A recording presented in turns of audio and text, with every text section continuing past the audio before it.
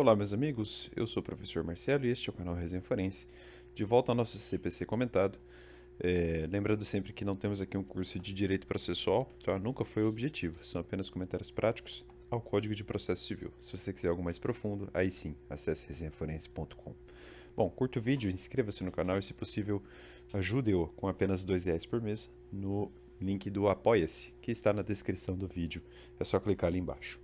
Bem, a gente está nos procedimentos especiais, né? No vídeo passado falávamos da ação de consignação e pagamento e hoje a gente fala da ação de exigir contas. Eu particularmente não tenho muito apreço por este procedimento, por esta ação, dado que na prática ela costuma causar certa confusão. Ela tem um procedimento até que parece interessante de um ponto de vista abstrato, de quem olha externamente, mas na prática a gente sabe que as coisas não são tão simples assim. Então, a ação de exigir contas geralmente descamba em discussões longas, né, e não resolve tão claramente os problemas. Na prática, tudo se resolve com perícia. Né? Enfim, vamos lá. Artigo 550. Aquele que afirmar ser titular do direito de exigir contas requererá a citação do réu para que as preste ou ofereça contestação em 15 dias. Então, ó, note bem. Na ação de exigir contas, o réu é citado para. Então, vou colocar assim: ó, o réu é citado, dois pontos. Ou para prestar, vou colocar assim, ou para prestá-las, ou para oferecer contestação.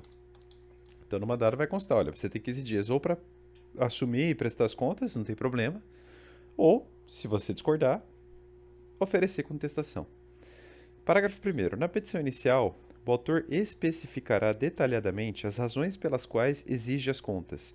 Isso é importante, tá? A ação de exigir contas, como eu disse, né, geralmente causa muita confusão e talvez, ó, se todo mundo se atentasse a isso aqui, ela seria mais útil na prática, né? Quer dizer, o autor tende a falar, olha, por que que eu quero promover a ação de exigir contas, né? E tem que ser detalhadamente, mas não é com uma redação infinita, né? Então tem que ser claro, na verdade, né? Eu diria aqui, claramente, né? Especificará claramente o que ele quer, né? Instruindo-a com documentos comprobatórios dessa necessidade, se existirem. Então, ó, conselho prático aos colegas advogados. Em suas petições, sejam claros. Evitem peças longas. Especificar detalhadamente, como diz a lei, não é ser prolixo. Basta que seja didático, claro, direto, tá? Isso é muito importante. Facilita a vida de todos vocês. Parágrafo 2º. Prestadas as contas, o autor terá 15 dias para se manifestar, e aí o processo segue na forma deste capítulo 10 do título 1º do livro, no qual está, sobre o qual está inserido o procedimento especial, né? Ou os procedimentos especiais.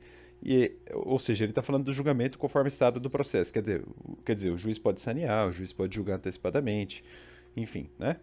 Procedimento normal. Então, olha só. Então, ó. Fluxo. Opa, deixa eu mudar a cor da letra. Fluxo. Até aqui. Então, o autor peticionou. Caramba, o autor peticionou. Agora sim, o autor peticionou. O réu foi citado. Na citação, constou que o réu poderia prestar contas ou contestar. Se o réu prestar contas, então o autor terá 15 dias para sua manifestação. Aí aqui, ó, lembrando também, né? O réu ele teve 15 dias. Então, ó, 15 mais 15 aqui, né? Então, o autor peticiona, o réu é citado. Ele vai ter 15 dias para prestar contas ou para contestar. Se ele prestar contas, o autor terá 15 dias para se manifestar também. Quer dizer, exercício do contraditório, né? Então ele responde sobre a própria prestação de contas. Olha, são documentos, né? Claro que o autor vai ser intimado sobre o assunto. Parágrafo 3º. A impugnação das contas, olha o termo aqui, ó, impugnação das contas. Não é porque o réu prestou contas, supostamente, que o autor vai aceitá-las, né? Não, ele pode impugná-las. Ó. A impugnação das contas apresentadas pelo réu deverá ser fundamentada e específica, com referência expressa ao lançamento questionado. Isso é muito importante, ó. De novo, ó. Conselho prático aos colegas advogados. Se defenderem o réu e optarem pela impugnação das contas, procedam conforme dita a lei. A peça impugnativa terá de ser fundamentada e específica. Ela tem de atacar concretamente os documentos apresentados. Tanto é assim, deixa eu abaixar a tela aqui, tanto é assim que a lei manda trazer apontamentos expressos quanto ao que se questionar. Quanto ao que se questiona, vai, melhor. Então, conselho prático aí aos colegas advogados, né? Se defenderem o réu e optarem pela impugnação das contas, procedam conforme dita a lei. A peça impugnativa terá de ser fundamentada e específica.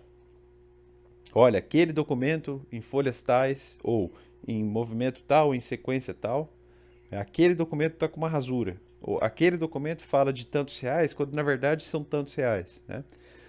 A impugnação tende a atacar concretamente os documentos apresentados. Então,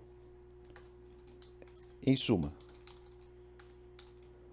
não adianta fazer impugnação abstrata. Ela tem que ser concreta. Não adianta.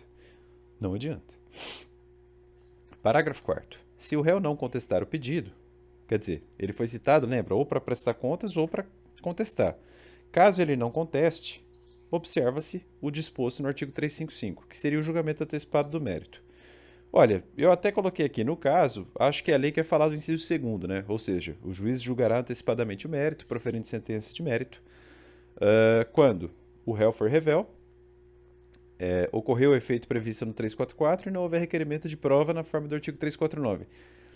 Na verdade, nada impede o 3551, né, caso ele preste as contas, ou seja, um simples julgamento antecipado de mérito. Enfim, né, não seria uma revelia, mas é como se fosse uma preclusão lógica sobre o fato de o réu não ter contestado. Quer dizer, a sua omissão já mostra que ele não quer nem instruir, ele só quer resolver o problema, né? Ok. Parágrafo 5º. A decisão que julgar procedente o pedido condenará o réu a prestar contas em 15 dias, sob pena de não lhe ser lícito impugnar as que o autor apresentar. Trata-se da primeira sentença do rito de exigir contas. Tá? São duas sentenças, essa é a primeira. Então, no caso, o juiz julga procedente o pedido para o fim de condenar o demandado a prestar contas em 15 dias. 15 dias. Se o réu permanecer inerte e perder seu prazo, não poderá impugnar as contas que o autor apresentar. Tá? É a primeira sentença, é uma sentença bem sequinha. Né? O dispositivo vai falar, se for procedente, é claro. Né? Então, olha só. O juiz julga procedente, ó, se for o caso, né? Óbvio, pode ser improcedente também. Mas se for o caso, a procedência é para condenar o réu a prestar contas em 15 dias. Tá? Se o réu ficar inerte ou perder o seu prazo, não pode impugnar as contas que o autor apresentar. É isso.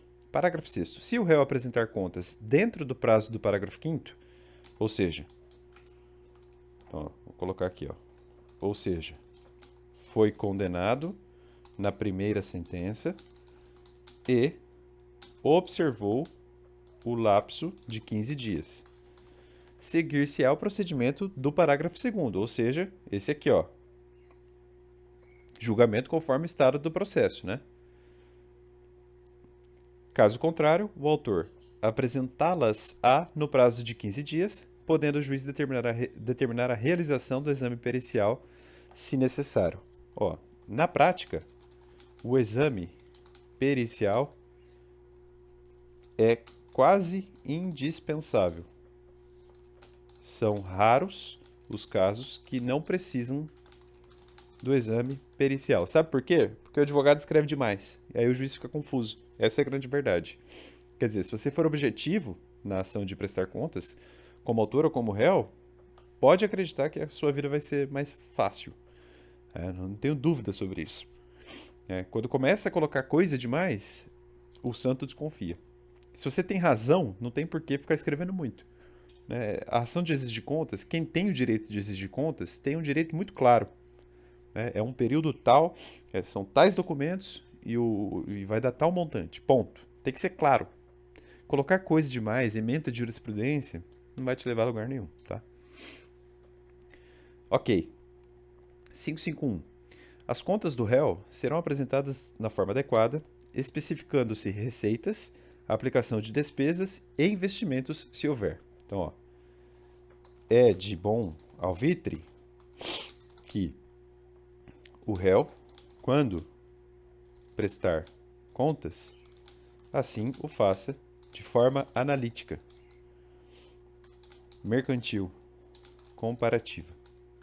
Por exemplo, ó, o que é uma boa prestação de contas aqui, ó, bem claro. Ó, ele faz uma tabela e coloca assim: data,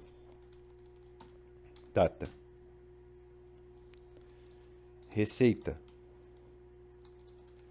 despesa. Então, ó, por exemplo, em 4 de agosto de 2021, houve receita de R$ 1.000. Fonte, sei lá, aluguel da casa. DOC 1. Tem que ser assim, tá? Aí, no dia 8 de agosto, teve uma despesa de vamos colocar assim, ó, de R$ 500. Fonte, conta de água, DOC 2. Entendem? Isso é uma prestação de contas. É isso. Tem que ser claro. E aí no final você pode fazer assim, ó. Saldo final. No exemplo aqui que eu dei, né? Lucro de R$ 500. É isso. É uma planilha de Excel didática, clara, sem muita informação. Quer dizer, tem que ter todas as informações. Quando eu falo sem muita informação, o que eu quero dizer é o seguinte: não coloca coisas na diagonal. Quer dizer, tem que ser papo reto, claro, simples, tá? Direto. Tá? A pessoa tem que ler e entender. Né? Qualquer leigo tem que entender. Não é uma coisa para contabilista entender. Tá? Parágrafo 1º. Havendo impugnação específica, aqui é específica, né? Então, tem uma receita lá no dia tal que não está batendo com o DOC tal, né? E fundamentada do autor, tem que ser fundamentada, não pode ser achismo, o juiz estabelecerá prazo razoável para que o réu apresente documentos justificados dos lançamentos individualmente impugnados. Exemplo: a planilha da prestação de contas informava receita de tantos reais em tal data. O autor, ou melhor, o réu, né, por lapso, esqueceu-se de juntar o comprovante. O autor impugna especificamente tal ponto, dizendo na sua peça que o réu deixou de provar tal lançamento.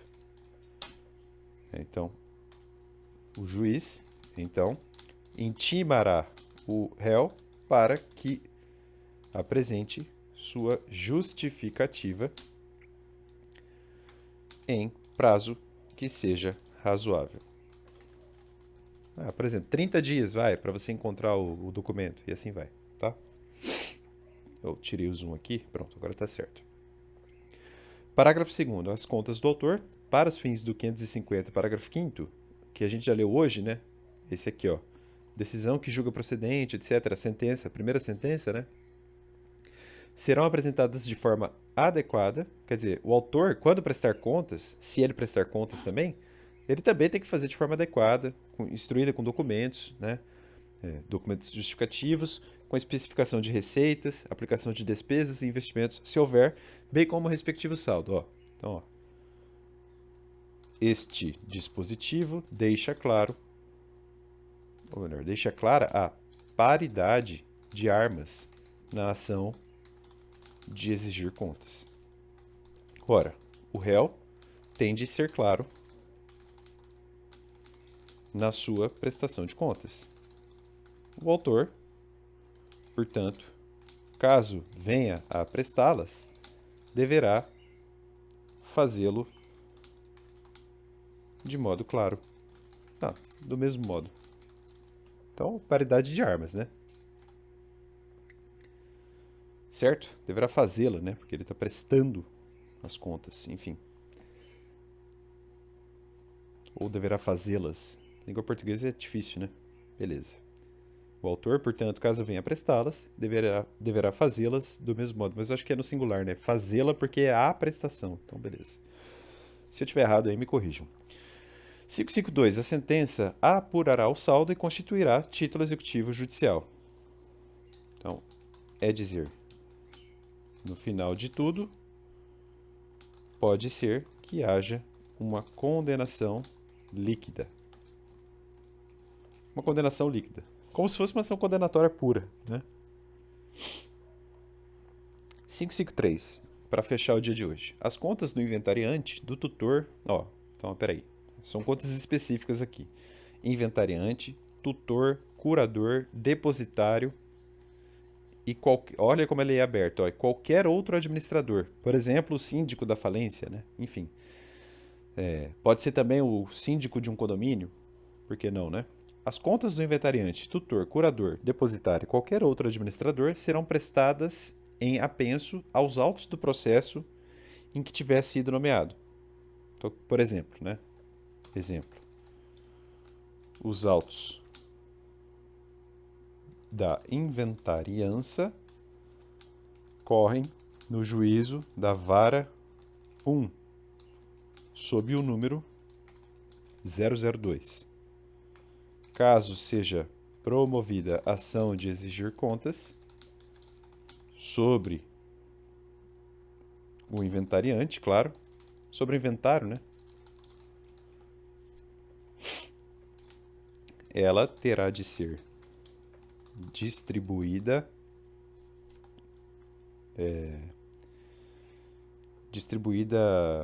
em conexão, né? Ela terá de ser apensada, vamos colocar assim, apensada aos autos número 002. Autua-se de forma apartada e apensa. Aí os autos ficam amarrados, entre aspas, né? Caso sejam físicos. Tem um barbante, né? O pessoal que trabalhou com autos físicos sabe do que eu estou falando. Autos número 002, que é o do inventário, mais autos número X, que é da ação de exigir contas. Beleza. Parágrafo único para fechar o dia de hoje agora. Se qualquer dos referidos no caput, né, inventariante, tutor, curador, depositário e qualquer outro administrador for condenado a pagar saldo e não o fizer no prazo legal, o juiz poderá, não é deverá, poderá destituí-lo, sequestrar os bens sob sua guarda, glosar o prêmio ou a gratificação a que teria direito e determinar as medidas executivas necessárias à recomposição do prejuízo. Enfim, execução, né?